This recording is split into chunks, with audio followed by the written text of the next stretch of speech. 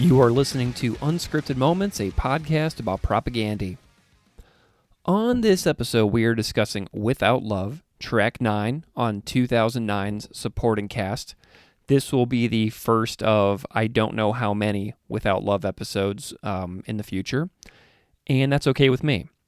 I feel it's not unreasonable to say this song is likely more than one propagandhi fan's favorite propagandhi song of all time. For me, this is one of the standout tunes that made the most impact on me when this record was released. I was 26 years old, living abroad, missing my family, worried about my aging grandparents, struggling with the relationships of some of my family. And in the years after the release of this record, I lost 3 grandparents, 4 dogs, 1 cat, had a child born, and went through the end of a marriage. And I connect all of these events in some way back to this particular song. So to me, a song like this addresses big questions like, what is the meaning of all of this? It just has that something special that taps into too many of my own personal experiences. And perhaps you feel similarly. So this episode has some real gems on it.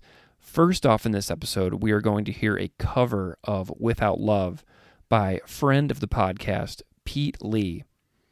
Next, after Pete's cover, is an interview I nearly forgot about. In 2020, during the height of lockdowns, Keith and I recorded so many interviews, as you all might remember if you go back to those early days of the podcast with us. And Keith and I interviewed Sulynn Hago from Propagandhi for 2 hours. And we talked about Tertium Non Dater, we talked about Night Letters, we talked about numerous songs for the purpose of doling them out a bit at a time over different episodes. And Keith and I never got to Without Love together so far. And I frankly mostly forgot that we chatted with Sulynn about Without Love, but something was nagging at me when getting ready to release this episode, and I went back and I re-listened to that original 2020 interview with Sulynn, and sure enough, I found an interview with my longtime co-host Keith and Sulynn discussing Without Love. You cannot even really begin to imagine how joyful this made me. To have rediscovered this conversation with Keith and Sulynn. And so when you hear this interview, just keep in mind that this was recorded in 2020. So if it sounds dated here and there, or like lockdowns get mentioned or anything like that, it's because we recorded it in the middle of the summer of 2020, right when this podcast was starting. So this really is like a buried and mostly forgotten interview that I just had some kind of inkling that it still existed. So after Keith and Sulynn's conversation, to close out the episode, we'll have a much more recent conversation with Pete Lee about the cover that opens this episode. Pete and I talk about the process of creating the cover that opens this episode, and we get really into kind of what this song means to us in our, personal experiences. So I hope that Pete is okay with closing the episode after I discovered this long-buried interview with Sulynn and Keith. So there are timestamps in the show notes, as usual. So if you feel like jumping around, have at it. But we're going to start off the episode with a cover of Without Love by Pete Lee, then a conversation between Keith and Sulynn, and then my conversation with Pete about his cover. Here we go.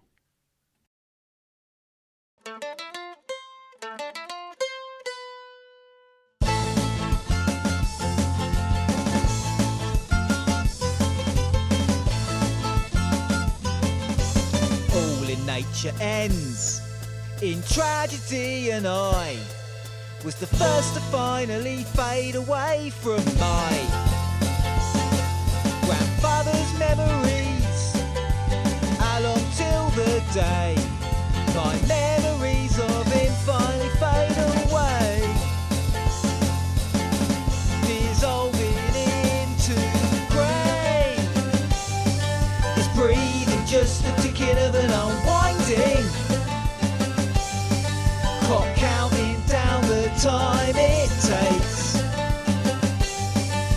to comprehend the sheer magnitude of every single precious breath you've ever wasted.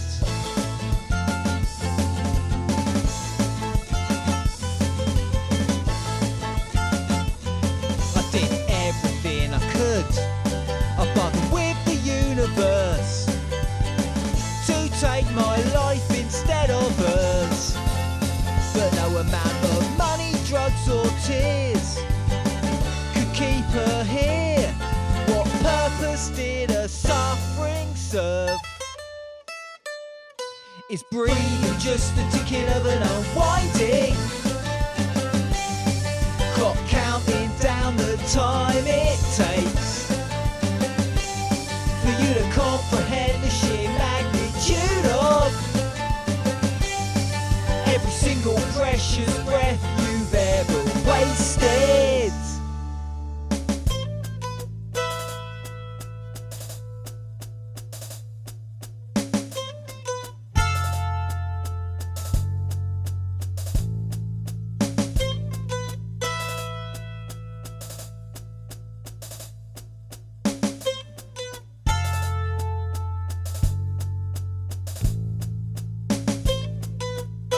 So much misery,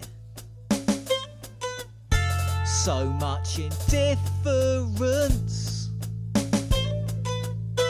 to so much suffering. We can become tempted by appeals to hatred. This world ain't nothing more than what we make of it.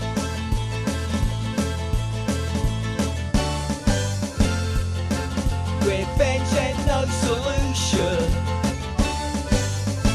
to the inevitable pain every single one of us was facing, losing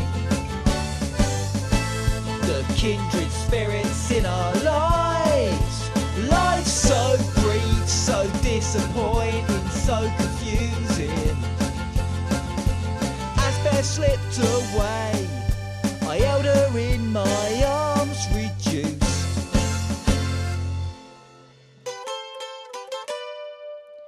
Please don't leave me.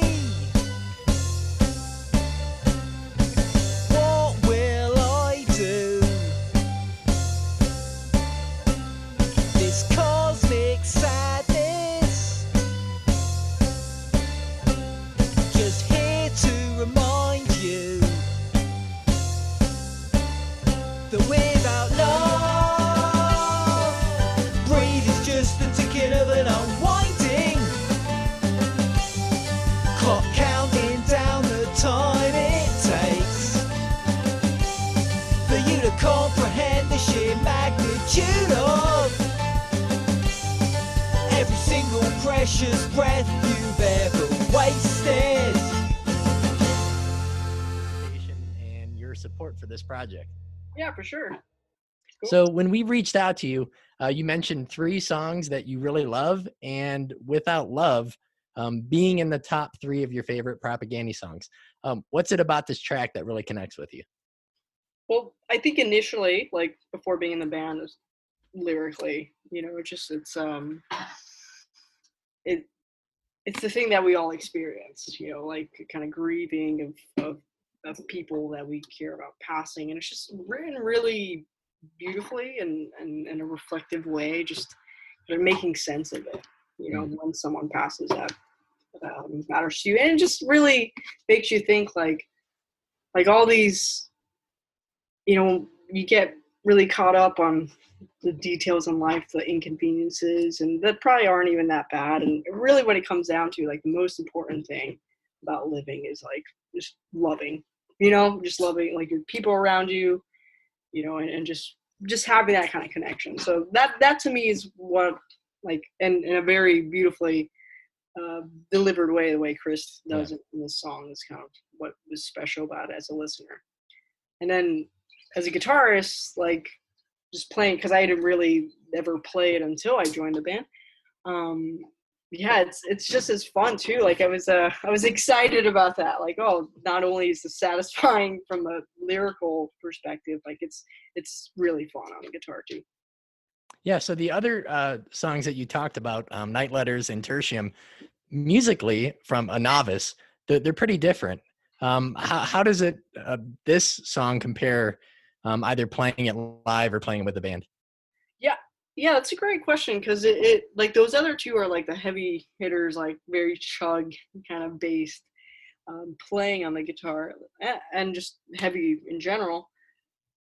This one, I think it grooves more, and I think at least for me, like those are the two things I always loved about music, or like is heavy music, kind of like palm muting, chugging, like really heavy like driving stuff, and then I like things that groove, like almost like dancey stuff. I'm not saying this is like a dancey tune in that respect, but there are moments in which it feels like it's kind of like moves like the ocean, if I'm getting too like cheesy here. But I should have played these before coming on here, so I'd have more specifics. Now I'm like, I can only like visualize riffs and kind of get the idea. But so yeah, I think, but similar where it's like what I said about Night Letters and Tertium, where it's like it's one of those from start to finish. Like I love every riff. They're very strong riffs, one after the other, and pretty different from each other too. So.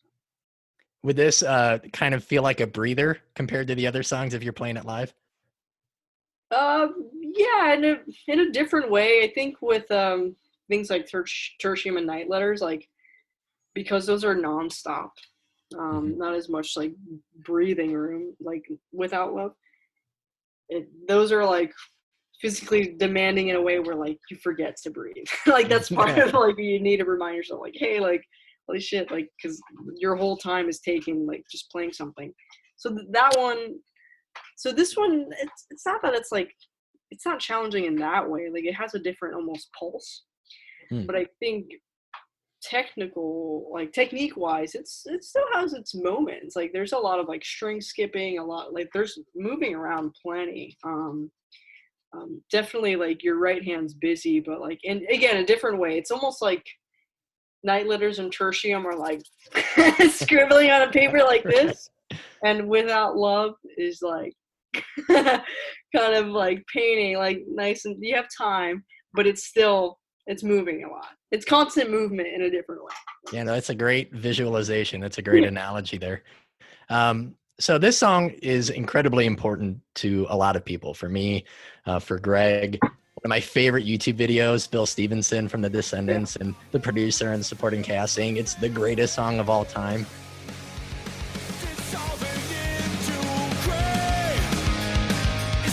Yeah. Oh, you know what was good, man? That Propagandhi. Ooh, that song Without Love by Propagandhi. Oh, you know that all of nature ends in tragedy, and I was the first to finally fade away from my grandfather's memory. But how long to the day my memories of him finally fade away, dissolving into gray. You know that song? Oh yeah, dude. Oh, Such best a great song band. ever.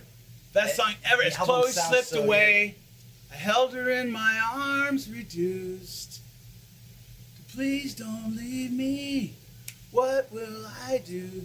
Yeah. So how was it to work with Propagandhi since we're No in amount Canada? of money, drugs, or tears could keep her here. What purpose did her suffering serve? Yeah. Oh, good, yeah. So how was it working with Propagandhi since we're in Canada? Fuck, they're the best. Yeah. They're the best. Jordy's great drummer too, they're right? the best. They're the best band in the world. There's no better band than them. Oh really? It's like one of your favorite bands? Yeah. They shred. They work And then you hard. see them live, and it's like, wow, This is just like the album. fuck are they doing that? Yeah. I couldn't play what he's playing on guitar at half speed if my life depended on it. And then plus he's singing too. It's crazy. Yeah. Take my life instead of hers, but no amount of money, drugs, and tears could keep her here. What purpose did her suffering serve? This brings up a lot of emotion for me. What do you like about the song? You mentioned before lyrically. What else stands out to you about the words in this track? yeah, there's just a lot of strong moments. I think it is, again, reflective in like just making sense of like existence. Like, and I like the line like revenge ain't no solution. It's kind of like tells you, like, let's say, especially if with family, like when a family member passes, and very likely with family, you've had your moments where you butt heads and maybe you fight, you yell, and you kind of just realize, like, man, I wish I wouldn't have done that. You almost wasted the time where you could have, like, it wasn't worth it, like to like have such resentment over potentially like pride or whatever the specifics are, like there's such limited time with each other.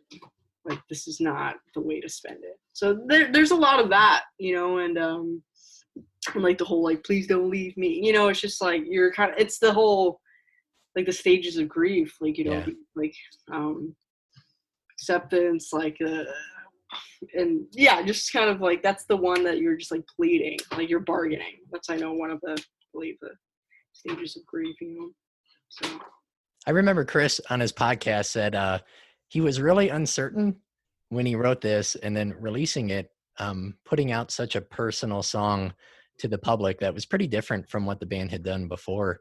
Do you remember what maybe you first thought or felt when you first heard this track? I wish I did, actually. I don't. I feel like I may have told some, like, maybe potentially like family members or someone that maybe wasn't into the band, like, handed them the vinyl, read the lyrics to this, so it's like, I remember that, but I kind of don't remember the specifics. But it's definitely one of those that, like, you kind of, after hearing it or playing it through one time, kind of like, let me listen back again and make sure I caught all of that. Like, there's like kind of these, it's definitely one that you can sit with and yourself, make you think about, like, your life and the people around you and things. Even, I mean, I like the opening, even just a whole, like, all that nature ends in tragedy, like that's really a strong line. I actually think about that line, like, every so often, like, just even you think about it with, like, pets or trees or anything, like, it is true, like, everything leads to this, like not even just end, but just saying that, like, the end is tragedy. It's a really interesting way of putting it, Yeah, I think it's funny how you mentioned sharing this with family. So, like, just this week, I texted my dad the lyrics, just saying, like, oh, preparing for this interview. And my dad's, like, into Bob Seger and Creedence and, like, Midwest dad rock, which is cool. But we've never really bonded over the music I like, even though he's really supportive. And even sending him the lyrics, his response was literally just like, good Lord, like, those are amazing lyrics, kind of like going beyond maybe just, someone thinking in terms of punk or metal or whatever. Yeah, I think, I'm glad you say that, because I think that I can't say truly if that was my first response, but maybe I could see that, like, feeling like this is more than just a punk band. And I think that's even how I felt about supporting cast in general. Like, this is just like an experience, like music, like into their brains, into their lives, and their surroundings. And yeah, it definitely has that. Even on the guitar too, it's, in a way, it's not very punk. There's actually moments that kind of remind me of Rush, funny enough. Yeah. Like, very little moments, but they could disagree or not, but it's kind of my association. You mentioned before when you were talking to Greg, visualizing one of the tracks, as a painting, like how you saw it as a painting. If you were going to represent this visually, like, what is the painting of Without Love look like? God, I never thought about that. It's, I guess,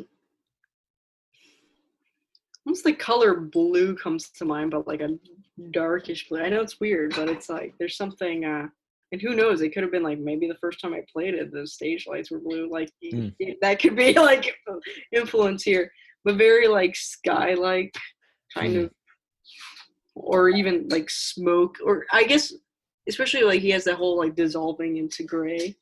Like I even think of like old films, like black and white films, and like the fade. I actually, in that line, I remember thinking about that. So there's multiple ones. I think this one's like hard, like where Tertium I could be the whole song, put like one painting. This one actually I feel like goes everywhere. Like maybe there's multiple. It's like an album, like a different like an art show more than just a one painting kind of thing for me. I'd have to kind of sit there and think about that. Actually, this reminds me, just as a side note, something I've always like wanted to do, or my sister like will have kids. Like I basically like a trial with her like kids, play the music without influence of culture, of like subculture being like they don't know like that Judas Priest is metal and you dress like this because you listen to Judas Priest, or they don't know like punk, and kind of have them draw. I think I stole this from someone, like draw their response. Yeah, I did. Someone I knew, I think, did that with like a kindergarten class, played the music and they drew their response. And I think at such a young age, there's again no influence of like fashion, subculture. So it's kind of an interesting. Like I'd just be so curious. That should be a podcast. Someone That's should great. Propagandhi songs. Yeah, so much is like built-in perception and stereotypes. Like I host an after-school music club at my school where I teach. Every Friday, students just hang out and we listen to punk and metal.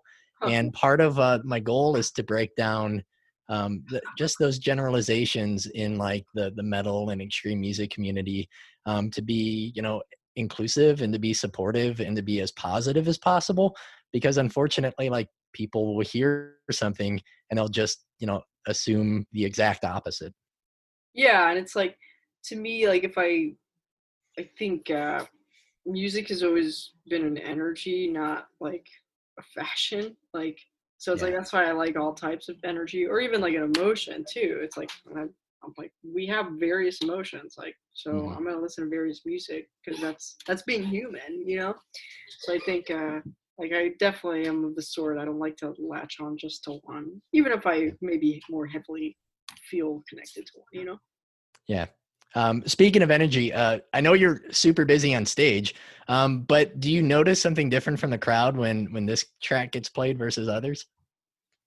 Yeah, I think there's like a softness, like and it seems like people really like take it in, like it's like they kind of, they're put in that spot to think, and that's ideal, I think, with like performance. Like it's not just all party. I mean, that's the part of it too. It's good to have a good time, but realistically, like we don't even live like that at all times. So I like that the show reflects that. Like it's true to just even your day-to-day being. You're not just always like partying. Like you have these moments that are like, yeah, things are sad. Like, so it's cool to have that in the set, and yeah, everyone's really like receptive. Like it seems like they're really like feeling it, I know this is actually one of the ones that during parts I started just closing my eyes actually while playing it. I can't do that with many Propagandhi songs because I'm like trying to make sure I don't hit wrong notes, but this is one that I as much as almost a full song, I've kind of done a little bit of that, and just so that same thing, like I can feel like I'm in a little deeper without my eyes, and, just being able to hear everything, hear the words. So that's pretty cool. I can see myself. Oh, I was gonna say, I think like people as an audience also kind of have that same similar experience.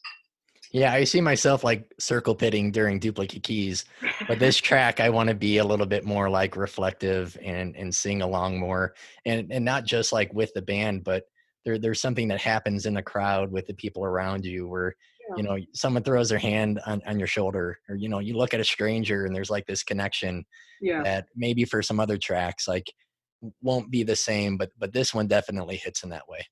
Yeah, and it's cool. Like I didn't know that Chris was like hesitant. So from my perspective, I'm like, he's so good at expressing so many things. So I didn't know that actually, that he thought this was too personal. I understand.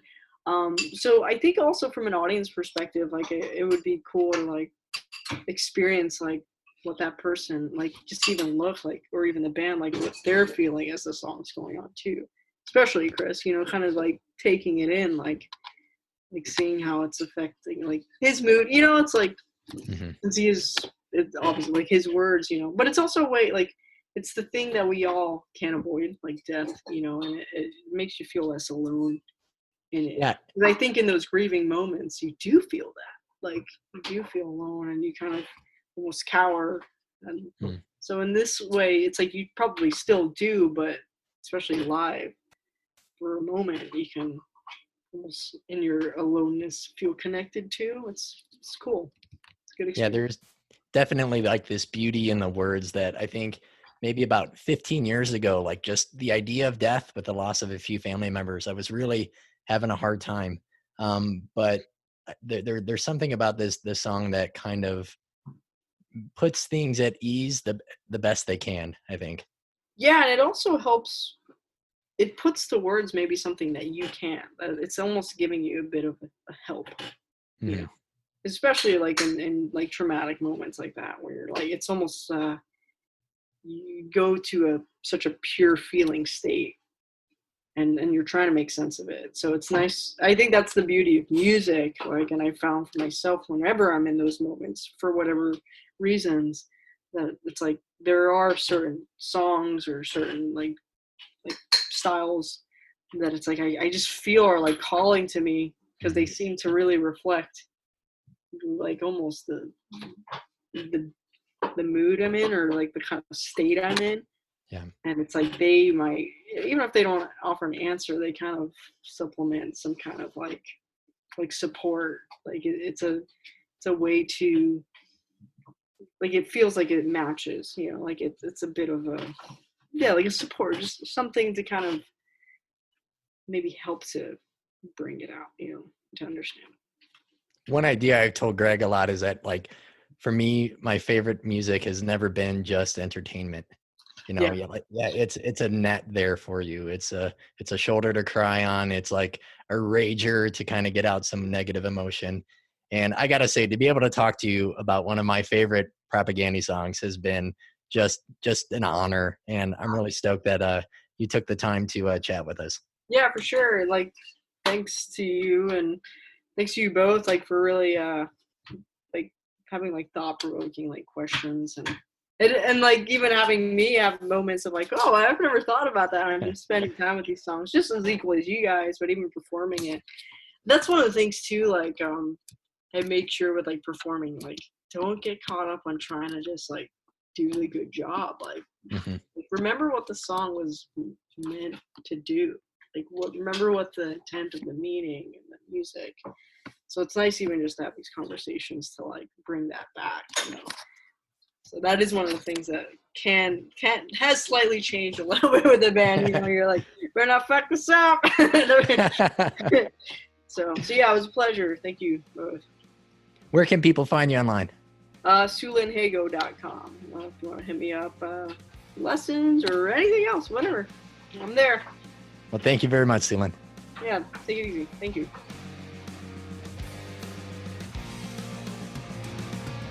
So much misery, so much indifference, just so much suffering. We can become tempted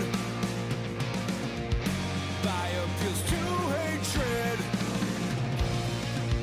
This world ain't nothing more than what we make of it.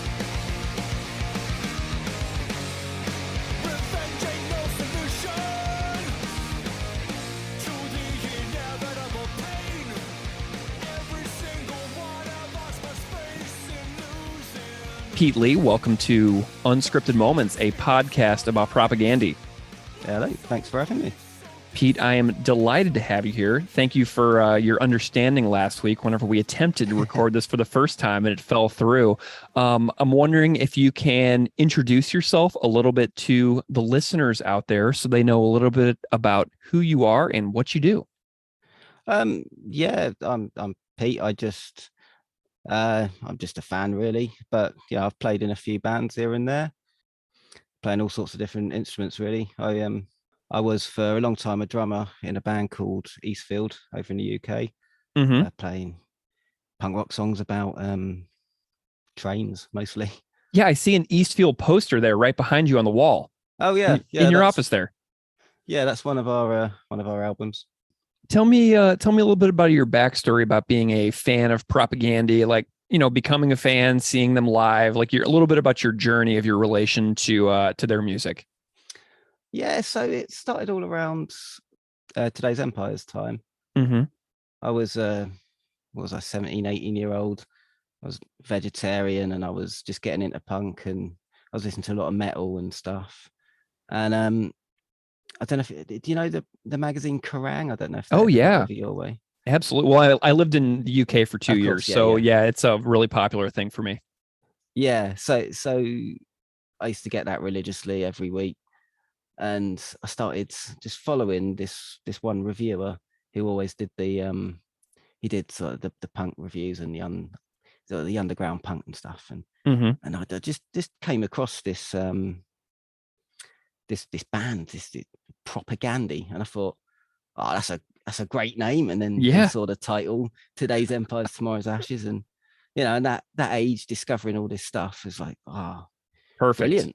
So I read the review, and there was this thing at the end about Purina Hall of Fame as well, and that just totally clicked with my sensibilities at the time.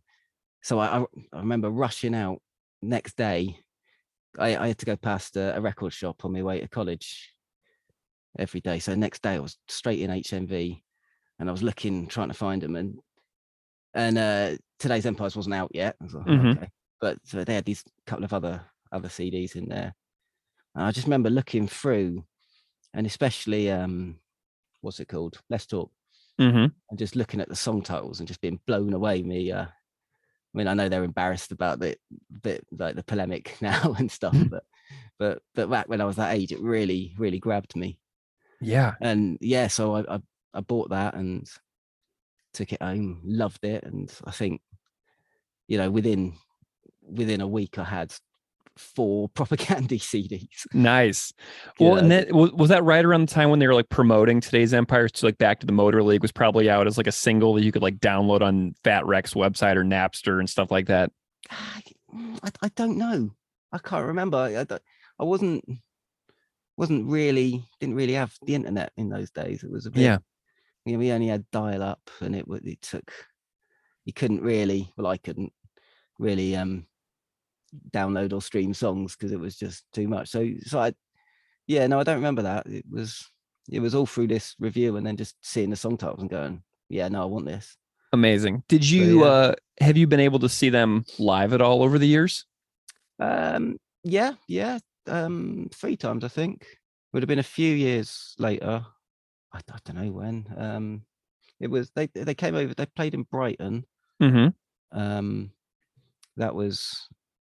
I think that must have been touring Today's Empires. I'm pretty sure it was before. Oh, you saw them early? Yeah. So there was a 3-piece, and I'm pretty sure it was before. I'm pretty sure it was before Potemkin City came out. Nice. So yeah, I mean, I just remember getting horribly drunk and spilling a load of cider all over their merch table. Yeah, they weren't there. Their merch guy was not impressed. Quickly had to buy a t-shirt to say sorry. And so you get to see the Kowalski. Yeah, you get to see the Kowalski trio lineup. I love it. Yeah. I never did. I never saw that trio lineup. I've only ever seen them as a 4-piece. I've seen them once with 3 different lineups. So nice. I saw them on the supporting cast tour with Beef. Yeah, Todd had lost his voice, so Chris was doing all his vocals. Do you remember what city you saw the supporting cast tour in? Because I was at the Islington Academy show in London where Clive from Black Widow came out on stage and Random Hand opened. It was great. Do you remember which date you saw when they were over there in the UK? It was the Bristol. You saw the Bristol date. Cool. Was it the Random Hand tour? Random Hand as well. And and the matey from Black Widow came out again. Fabulous. It was a bit surreal. I was like, what's going on here? This is good. I'm so glad we saw the same tour, because that show was so special when they came out and they opened up with supporting cast the song on that tour, and they had that really big build up. Oh my gosh, I think that's the only tour I've ever seen supporting cast the song performed as well. Okay. My memory for set lists and things is absolutely awful. Oh, and I'm obsessive. So it's like we're on like polar opposite ends of the spectrum here. It's totally understandable. Okay, so I've got you here because you recently made a cover for the podcast. You did a cover off of a song off the supporting cast LP, Without Love. I'm wondering what the significance of that particular LP is for you. I know you got into the band whenever they were getting ready to amp up for Today's Empires, Tomorrow's Ashes, but what does like the supporting cast have any kind of special place within your life? Yeah, well, I think it's my favorite of their albums. It's the progression, it's where they got to that was the best version of them for me. I mean, it's where they've reached sort of maturity without, to be honest, I'm not a massive fan of failed states. I never got into it. That was just a little bit too metal for me. It was at a time in my life as well where I'd lessened me listening of all music at the time. So back all the way up to supporting cast, I'd get a new CD, I'd play it to death, and I'd know it back to front. But by failed states, that was a bit different, and it just didn't click with me. So because of that, when Victory Lap came out as well, I didn't quite get into that as much as I really know I should, because I know it's great, but I just haven't been able to. Yeah, so supporting cast to me is their pinnacle, and I just think absolutely every song on it is a banger. It's mind blowing. It's brilliant. Yeah, it's my favorite too. I mean, I've never made any secrets about how much I adore that record. And in fact, I'm actually wearing the supporting cast T-shirt of the feet standing on human faces right now. This T-shirt came out with the UK Hassle Records pre-order. So I got this in the mail. When I lived in England, that's when Supporting Cast was released. So I got the Supporting Cast pre-order through Hassle Records delivered right to my apartment, and I've managed to hang on to this shirt ever since. Nice. So what an interesting time and place. You know what I mean? Because I was there where I was there in the UK and got to see that show in London on that tour, and I still have the pre-order from the UK pre-order. So I'm really excited about this right now, Pete. I'm kind of nerding out. So you made you chose Without Love to do a cover. Yeah. To me, just briefly, Without Love is such a perfect song, and it's easily one of my favorite Propagandhi songs across all of the records. And it struck me immediately upon listening to this record when it first came out that this song was very special. And I latched onto it as a moment where they took their songwriting into a way that was so deeply intimate and personal that every single person will experience in the world the loss of things and creatures and people that we love, and we lose them. And so it's such a universal thematic song, right? And I interviewed Chris in 2009 for a university newspaper in Saskatchewan, which you can actually find online. If you Google thesheaf.com, Greg Soden Propagandhi, you can find my University of Saskatchewan interview that I did with Chris in like 2009 on this record. But I told him, I said how personal this record felt purely because of this one song. And he did his, normal where he downplayed that. And he said, all of our records are deeply personal. But I was like, man, this one song stands out to me though, because of the intimacy of direct experience with death. And so then after this record came out, within the next like 3 or 4 years, I watched my own grandparents decline, and it entrenched this song even more for me. And I talked about that a lot on the last Will and Testament episode a long time ago with Keith, but this is like the one for me. Like this song elevated their music to like another emotional plane that I wasn't even aware that they could possibly do, you know? And I'm wondering about your connection to the song Without Love and kind of like what it means to you as like a, you know, a message or a lesson about life, you know? What does this song mean to you? Yeah, I mean, I guess it's pretty similar to what you were saying there. It always stood out. It was a bit different as well. Just seeing the title Without Love, it was then finally, like you say, having a sort of more personal, and they I don't think they'd actually really ever done a song sort of on this trajectory, and yeah, and it's so, I mean, the whole thing about a lot of it being about his cat dying, really sort of it struck a chord with me as well. So in this, the one line I've changed is from where he sings about Crony, his cat. I've changed it to Beth, my cat. And there's a real, every time I hear the song, there's a real distinct memory of going to the vets with her, and a friend of mine came with me, and we said goodbye together. And then within a few years later, unfortunately, that friend of mine, she'd also died. And so there's this real strong connection of loss, but trying to grab what I think the main message is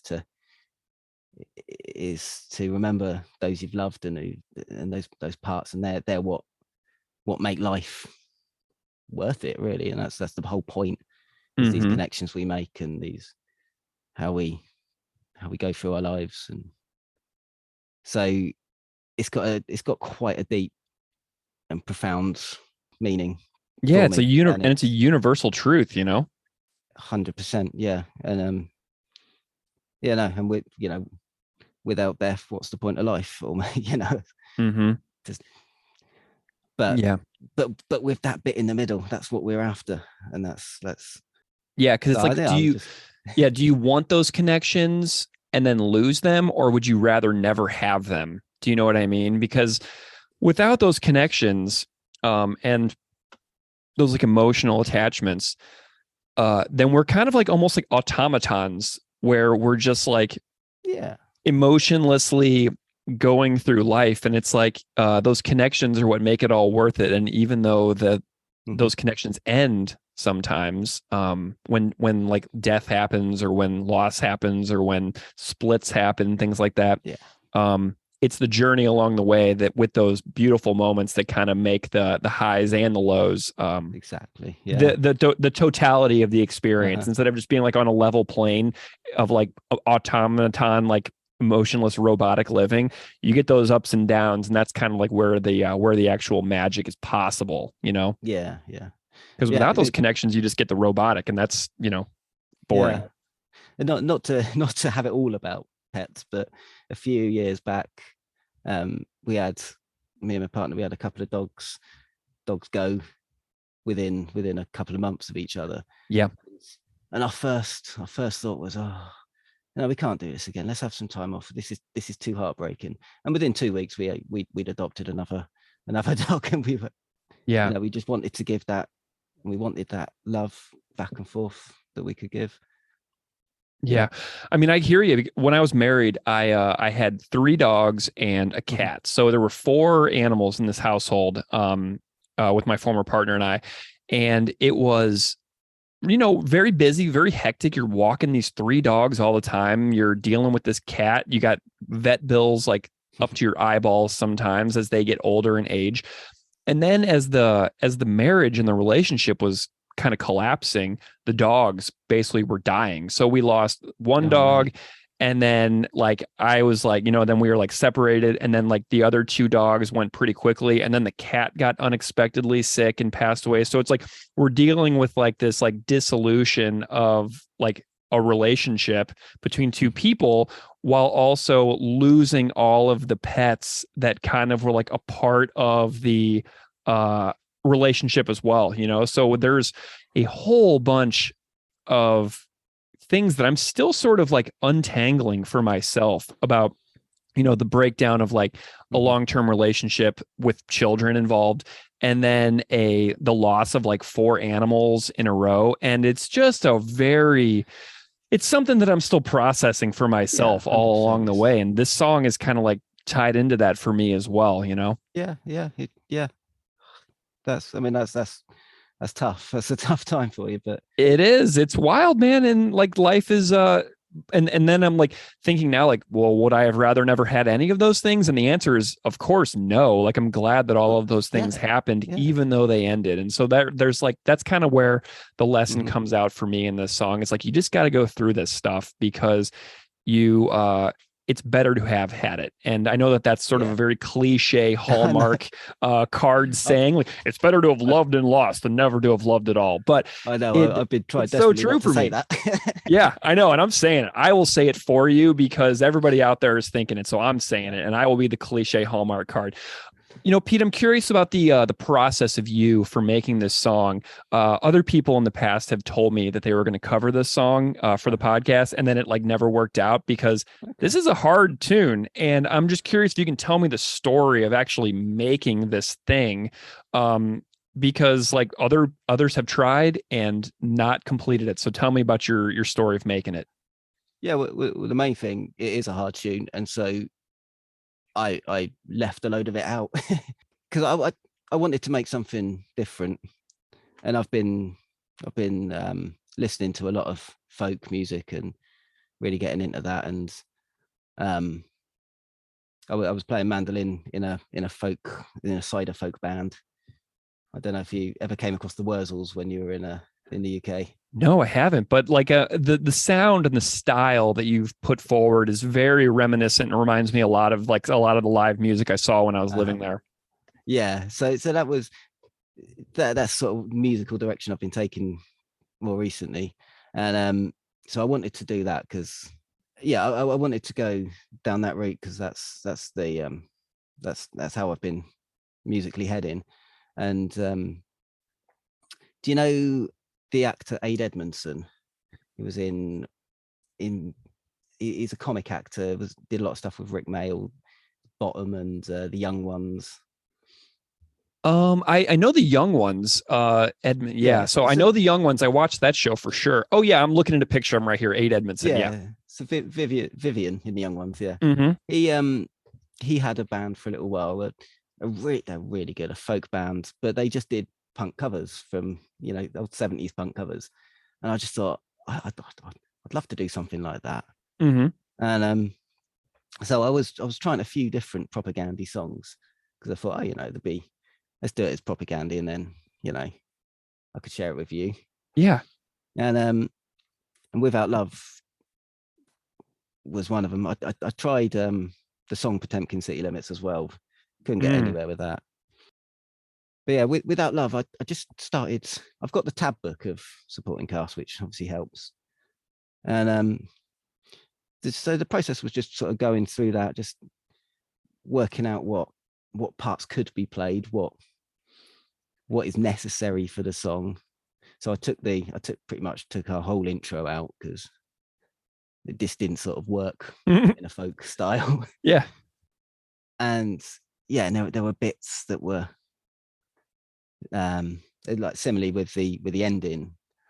I took a lot of that out just because it just got too hectic and too difficult. It was like, let's just put the chorus in again because the chorus is the best bit, really. Yeah. And I know Propagandhi don't really do choruses. Well, it's a very Tom Petty approach too. Don't bore us, get to the chorus. Yeah, I know. There's nothing wrong with that. I love it.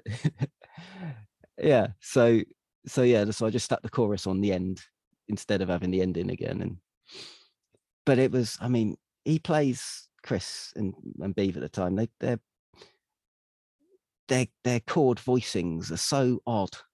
And even with the tab book, there were just bits I just couldn't understand. I couldn't work out. And I was trying to translate that to a mandolin. And it was just so, right, well, let's just ignore what their chord voicings are and just play the normal chords. Let's use the bass line as the root, and let's just take this down and just try and treat this as just a regular sort of pop song. And what were some of the hardest parts about, playing it? What like the performance that you did do, what was challenging about it? So that breakdown, the first sort of breakdown, I labeled it the misery breakdown. It was nice. So much misery, that bit. Is that there when like trying to do that guitar bit on the mandolin. I couldn't work out the chords at all. So I ended up just ignoring them and just playing them on the bass. Nice. So I just did the little lick and then just played the thing on the bass, and it kind of worked. It made it a bit sparser and a bit more atmospheric. I don't know. What are we hearing whenever we listen to the song? Like, what was the instruments? Is there like a wide variety of instruments? Is it mostly mandolin? I know you just mentioned bass. There's some bass on there, you said. So what did you all play to get the totality of the sound? Yeah, so it's mandolin. There's a few different mandolin tracks on there. There's a couple of acoustic guitars, just pan left, right. There's a bass, and then I did a synthesized accordion. Oh, sweet. Are the drums programmed as well? Yeah. So I am a drummer, but I don't have a full drum kit anymore, and I haven't got the ability to record it anyway. So I program them, but I mean, if you want to get into drums, I have absolutely no idea how Jord plays, how he does it, what he's playing. I have no idea. Yeah, it's at least with the guitar, I can vaguely, I mean, it helps having the tab book. I can vaguely work it out, but the drums, no, it's so far beyond me. Did you see recently that there is a band of guys in Australia that are calling themselves Impending Halfheads, where they're playing live Propagandhi sets, like full cover sets? I know that Jamie Hay is in the band, and I know that the guy who does all those drum chronology videos, Kai Smith, he's in the band too. And they recently did their first show, and they played Without Love, and they put up a practice space video from behind Kai, so you can kind of see the song performed like on the drums by Kai, and he did it like, it's a really, really cool little practice space video.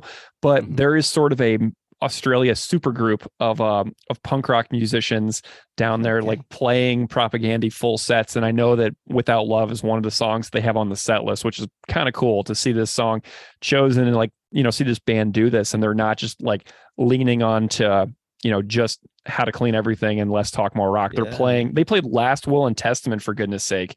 And Note to Self. Like, they played the two songs with the longest instrumental openings from any of the records, and then they also played Without Love. So it's pretty cool to see. So if you're looking for some drum stuff, definitely go find that, because I think the Kai did a pretty cool job on that. Oh, nice.